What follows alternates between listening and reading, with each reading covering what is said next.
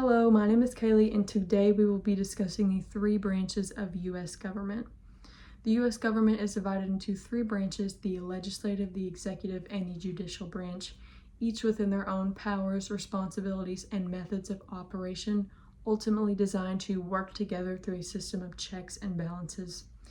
You will leave this video with a greater understanding of what the three branches do and how they work together to maintain democracy.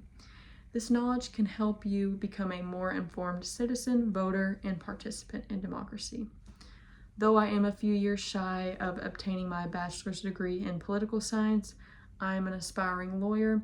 By this time next year, I will be working as a paralegal, but I've always had a strong interest in government. I've taken several courses in American government in both high school and college. Moving into today's content, we will first discuss the legislative branch. It is composed of Congress. Congress is further broken down into two chambers, the House of Representatives and the Senate. The House of Representatives is composed of 435 members elected every 2 years by voters in their district. Senators, we have about 100 of them making up the Senate. They serve 6-year terms elected by state voters. Getting into the function of the legislative branch, their main goal is to create laws, but they also have other responsibilities such as handling the federal budget. This regards things such as the budget for federal agencies, the budget for welfare programs, or for the military. They are also responsible for approving meetings with foreign leaders. They also have the authority to declare war. Moving into how checks and balances affect this branch, a bill must have 2/3 majority in both chambers to pass to the executive branch. They also have the authority to impeach the president. So in this way, these two branches are directly checking each other. To make this information make a little more sense, I'm going to explain how a bill becomes law.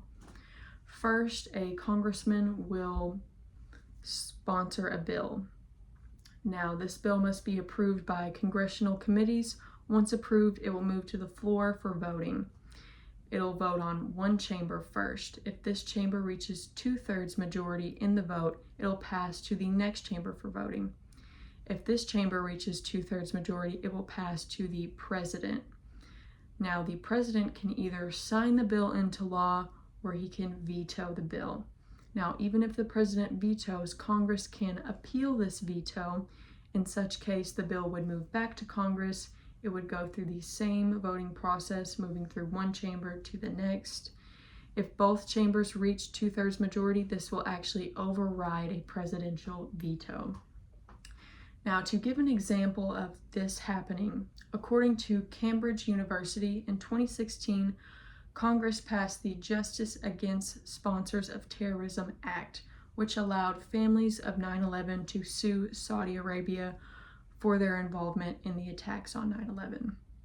Obama actually initially vetoed this bill, but Congress appealed. It moved back through the voting process, and the bill was actually signed into law. Moving next to the executive branch. This branch is headed by the president. It includes the vice president, the cabinet, and federal agencies. The president and his vice president are elected every 4 years via the Electoral College. Getting into the functions of this branch, it has many functions. It is going to enforce laws passed by Congress, direct foreign policy such as meeting with foreign leaders, placing economic sanctions, and making decisions concerning trade. It also commands the military. It can do so by sending troops overseas, sending troops to conflict zones, or responding to threats. It is also going to oversee your federal agencies such as the FBI and EPA. The president can issue executive orders also to help guide these agencies. Getting into how checks and balances affect this branch, obviously, as discussed, the executive branch is given the authority to veto, thus keeping Congress in check. Also, they have somewhat of a power to declare war, but they cannot fully do so without Congress's approval. So, to make this information be put into a little more context, I'm going to discuss how this information actually affects you. So how does such a large governing branch affect our daily lives? We could take the COVID outbreak, for example. The COVID shutdown was actually caused by an executive order issued by the president to the CDC, which forced the CDC to issue national health guidelines such as mask mandates, limited business hours, and social distancing. Now, moving into the next branch, the judicial branch. This branch includes the Supreme Court, which is composed of 9 judges. It also includes 13 courts of appeals and 94 district courts. Federal judges are nominated by the president and confirmed by the Senate. They serve for life or until they retire, resign, or they are impeached. Now, the function of this branch is to interpret laws. They're ultimately determining if these laws are constitutional. They also settle disputes between states or between states and individuals. An example of this could be Miranda versus Arizona.